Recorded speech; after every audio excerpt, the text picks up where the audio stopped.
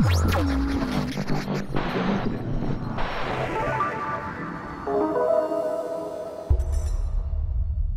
et bienvenue dans notre nouvelle émission Agora News Expérience Client sur la génération de demain. Et ce matin, nous recevons donc l'Université Paris-Dauphine sur les étudiants du Master Marketing et Stratégie, parcours distribution et relation client. C'est bien ça? Absolument. Et donc François Maillot. Bonjour. Bonjour, bienvenue. Et Marie Tissier. Oui. C'est bien ça? C'est ça. D'accord. Pourquoi vous avez choisi l'Université Paris-Dauphine? Alors, moi, je suis rentré à l'Université Paris-Dauphine en première année, donc en ce qu'on appelle le DJOD 1 à la fin de la terminale, parce que c'était une université d'excellence qui permet une formation assez généraliste. Et donc, généralement, dans les métiers du business, on ne sait pas exactement vers quoi on va s'orienter. De toute façon, vous êtes trop jeune pour le savoir. Et absolument, quand on sort de la terminale, on ne sait pas encore ce que c'est que la finance, ce que c'est que le marketing, ce que c'est que la comptabilité, etc., le droit. Et du coup, il nous faut faire une licence pour ça. Et vous? Et du coup, je suis rentrée à Dauphine aussi en licence 1, comme François, donc toute ma scolarité à Dauphine. Et j'ai choisi Dauphine parce que c'était pour moi vraiment l'université qui nous permettait de rayonner et de s'intégrer tout de suite dans un monde professionnel, même si... Plaisir, ça. Oui, mais c'est vrai, parce qu'on a un fort réseau et je pense que, en fait, ils nous intègrent vraiment dedans. Et du coup, en fait, ça permet à l'université de rayonner et à ses étudiants de rayonner. Et du coup, une fois qu'on intègre l'université Paris-Dauphine, on sait qu'on intègre la voie professionnelle et on a des vues sur les métiers qui nous attendent, même si on ne sait pas encore ce qu'on va faire. Et pourquoi le métier de l'expérience client et de la relation client? Alors, parce que c'est un métier qui est au cœur des enjeux du marketing aujourd'hui. Donc c'est marketing, c'est relations clients, ou encore vous vous posez encore cette question-là, ou est-ce que vous avez l'impression que les deux ne peuvent plus se séparer?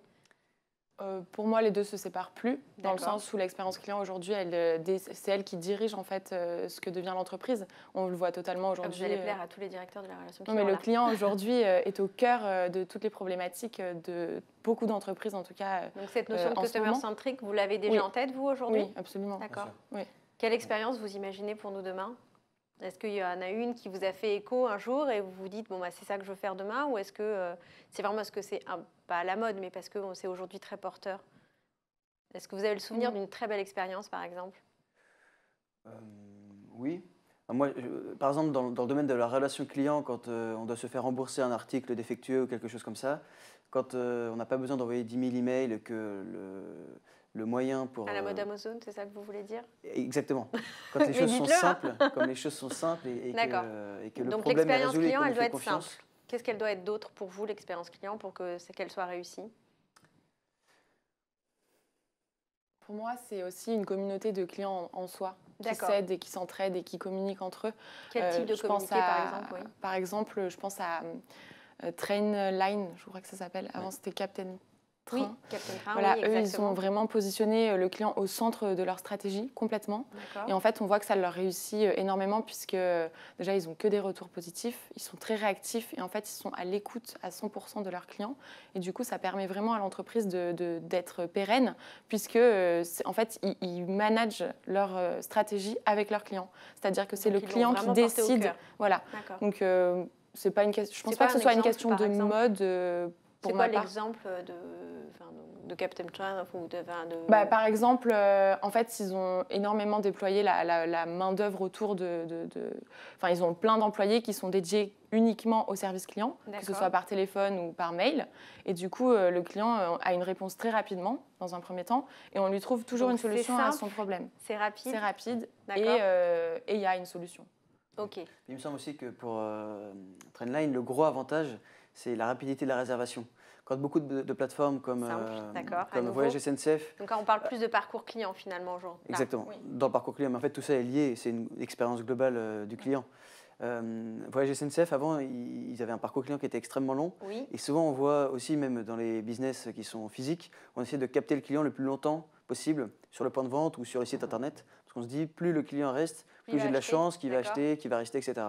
Alors que Trainline, ils ont pris le contre-pied de ça, ils se sont dit non, nous, on ne va pas raisonner offre, comme toutes les entreprises l'ont fait pendant des années, on va raisonner client. Ce que le client veut, lui, c'est avoir le service rapidement et ne pas se prendre la tête. Et du coup, c'est pour ça qu'ils ont minimisé le nombre de boutons et qu'on peut réserver un billet en 3 clics. Un peu comme Amazon, encore une fois, avec le one-click sur le paiement. Absolument. Donc c'est le genre d'expérience aujourd'hui qui vous plaît? Oui. Et quel type de client vous êtes alors?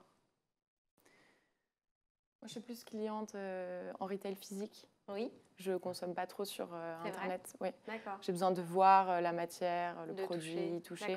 Mais après, j'aime aussi être dans un lieu qui va bien m'accueillir et qui va être à l'écoute de ce que je veux et qui ne va pas non plus m'étouffer aussi sur le terrain. Donc, c'est la justesse, effectivement, de la façon dont on va et la liberté qu'on va m'octroyer dans mon acte d'achat, en fait. Et quelqu'un qui vient vous voir avec une tablette, qui vous dit « Ah bah très bien, donc je vous reconnais, vous êtes Marie Tissier. Oui. Et donc, je vois que la dernière fois que vous avez commandé sur notre site, vous avez acheté cette veste, je vous conseille ce pantalon. Est-ce que si cette expérience vous arrive en magasin demain matin, ça vous ferait peur? Ça ne me ferait pas peur parce que je pense qu'on en est déjà capable et qu'on ne le fait pas. Mais par contre, j'aimerais pas qu'elle m'arrive si ce n'est pas moi qui vais vers la demande de ce service. D'accord. Je n'ai pas envie qu'on me l'impose ou qu'on vienne me voir en me disant bah, « je vous propose ce jeans parce que vous avez acheté cette veste ». D'accord. Mais le fait qu'on sache qui vous êtes au moment où vous rentrez dans un magasin, vous pensez qu'on en est déjà aujourd'hui capable? Oui, je pense. Et pourquoi on ne le fait pas? On le fait. Il y a des marques qui le font. Je pense à une marque qui s'appelle Ast de chemises. Qui fait des chemises pour hommes et en fait ils sont très forts dans la récupération des données, en tout cas pour un homme qui va acheter sa chemise, on va recenser sa taille, quel modèle il a pris et on lui a expliqué pourquoi en fait il fallait qu'il ait ce modèle et après quand il va commander soit sur internet soit quand il revient en magasin, on le connaît. Voilà. D'accord, ok. Et on a toutes ces infos et on lui redonne ces infos et en fait ce qui est marrant c'est que c'est le client qui vient les demander et il dit bah voilà j'avais acheté une chemise. Est-ce qu'on l'a éduqué finalement?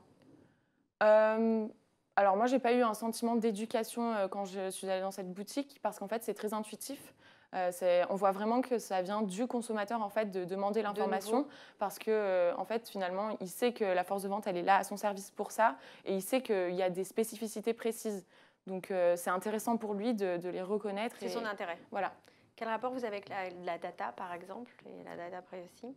Alors moi personnellement, ça ne me gêne pas du tout le fait que les entreprises aient beaucoup de données sur nous. Après ça c'est un avis qui est très personnel, je sais qu'il y a beaucoup de jeunes de notre âge qui sont très gênés par ça, qui au contraire essayent de tout cacher, d'être toujours anonymes, etc. sur Internet. Moi au contraire je me dis que si les marques récoltent de la data, je pense par exemple à Google, c'est au contraire pour mieux nous servir et pour nous donner une expérience personnalisée. Et vous trouvez qu'ils réussissent? Et moi je trouve qu'ils réussissent très bien. Et avec Google, vous avez un exemple, Google notamment, par exemple, moi, pour les nouvelles, les actualités du jour, je n'utilise plus que Google Actualité. Et je sais que comme Google personnalise le contenu en fonction à la fois ma recherche. Et de là où vous avez cliqué. De là où j'ai cliqué, de ma recherche sur le web, aussi des sites internet que j'ai visités, etc. En fait, il sait ce que j'aime bien, il sait les informations que j'ai déjà vues. Et donc vous trouvez que c'est pertinent? Il est pertinent, donc il est capable de me proposer ce que j'aime et en plus des choses aussi généralistes et qu'il pense que je pourrais aimer. D'accord. Et s'il ne le faisait pas, est-ce que ça vous dérangerait qu'il collecte de la data sur vous? Si ce n'était pas si pertinent? Après, il y a toujours, on peut toujours imaginer des risques liés à la data. Mais en fait, aujourd'hui, ça ne vous dérange pas qu'il en collecte, en tout cas parce que vous avez l'impression que ce qui vous rend, c'est intelligent et pertinent. Si demain, ça ne l'était plus, est-ce que vous accepteriez de continuer de donner vos informations? Non. Non, parce qu'aujourd'hui aussi, il en collecte de la data. Il s'en sert intelligemment pour nous servir, mais on ne sait pas aussi ce dont il se sert. Il y a des choses floues, je pense. D'accord. Il y a des choses. Donc vous êtes alerté aujourd'hui par ça? Oui, moi, ça m'alerte. D'accord. Oui. Ok. Et demain, votre entreprise, vous allez bientôt la choisir? Vous y êtes déjà? Comment ça se passe? Alors, je vais commencer parce que François, je pense qu'il va un peu plus développer que moi. Du coup, là, on est au sein de notre dernière année de master. Et en fait, on a choisi, on est tous en recherche actuellement de stage ou de CDI de fin d'études. D'accord. Donc, présentez-vous. Voilà. Que recherchez-vous? Alors moi, j'ai trouvé. Okay. Mais je vais intégrer un gros groupe pour faire du marketing innovation, puisque justement, pour moi, l'innovation, c'est le futur et l'innovation, elle est tournée vers le client, encore une fois. Puisque aujourd'hui, c'est le client qui contraint vraiment les marques et les entreprises à revoir toute leur chaîne de production, à revoir toute la création de leurs produits. Donc, c'est un message qui peut que me plaire. Voilà, c'est vraiment des problématiques qui m'intéressent, donc j'ai hâte de commencer. Et donc vous, François, qu'est-ce qui va vous arriver? Alors, qu'est-ce qui va m'arriver? Beaucoup de choses. Moi, je suis parti du principe que je suis en recherche de quelque chose qui ait du sens. Et ça veut dire quoi, qui a du sens? C'est-à-dire qu'il y a du sens, qu'il ne soit pas derrière un bureau, dans une tour à la Défense, à s'embêter toute la journée et même avec un bon salaire. Il y a beaucoup de gens qui font ça et qui sont malheureux et moi je trouve ça dommage. Donc, moi, j'ai décidé de me lancer dans une start-up. J'ai créé ma boîte avec 2 amis d'enfance. D'accord. C'est un projet qui est né d'une longue amitié. C'est top. Avec donc, Pierre et Paul, qui sont mes 2 associés. D'accord, il manquait Jacques, c'est dommage. Pardon? Il manquait Jacques, c'est ça, c'est Pierre, Paul et François du coup. D'accord. Donc nous sommes les Empotés. Donc on a créé une start-up qui produit de la pâtisserie en verrine. Et donc vous êtes venu avec rien ce matin? Pour essayer? Mais si, j'en ai la sortie qui vous attendent, mais je ne les ai pas mis sur le plateau parce que vous m'avez dit qu'il y a un McDo vous attendait. Faut pas le dire. D'ailleurs, en termes d'expérience client, c'est pas le top. C'est pas si on nous a dit qu'il y avait de l'intelligence artificielle dans les bornes chez McDo. C'est vrai. Je crois pas. Non, mais en revanche, si vous mangez un empoté, c'est un dessert plutôt haut de gamme, donc élaboré par mon associé Paul, qui lui est pâtissier issu des meilleures maisons de formation à Paris. Bien, vous aurez la joie de vous émerveiller les papilles et en plus d'avoir une expérience client de qualité parce qu'on a tout un côté décalé au niveau du marketing, un petit peu comme Michel Augustin. C'est ça que je pensais. Voilà, c'est très sympa. Et donc ça commence quand? Et donc on a déjà commencé, on s'est installé, on a ouvert notre petit labo de production au début du mois de mars. Donc ça a commencé là? Ça a commencé, on est vraiment en petite échelle pour l'instant, on a des toutes petites productions et on est un peu en train de tester le marché. Et beaucoup de gens sont intéressés, des restaurateurs, des épiceries fines, des food trucks. C'est top. Ouais, félicitations. c'est vraiment top. Et aussi pour des événements d'entreprise, il y a beaucoup de grands managers dans les entreprises qui font appel à nous pour animer. Alors n'hésitez pas à passer un message. Exactement. Donc si vous tous qui nous regardez, vous avez envie de déguster un empoté pour à la fin de votre journée de travail, n'hésitez pas à nous contacter. Émerveillé. Vous allez sur internet, vous tapez les empotés, les-empotés.com, vous nous contactez sur Facebook. Super. Et puis on pourra venir vous livrer puis animer une petite dégustation. D'accord. Et en tout cas, merci. On termine donc là-dessus. À vous de jouer. Voilà. J'espère que cet échange vous sera utile autant qu'à moi. Amusez-vous. Merci beaucoup. À très bientôt sur l'Agora News Expérience Client. Merci beaucoup.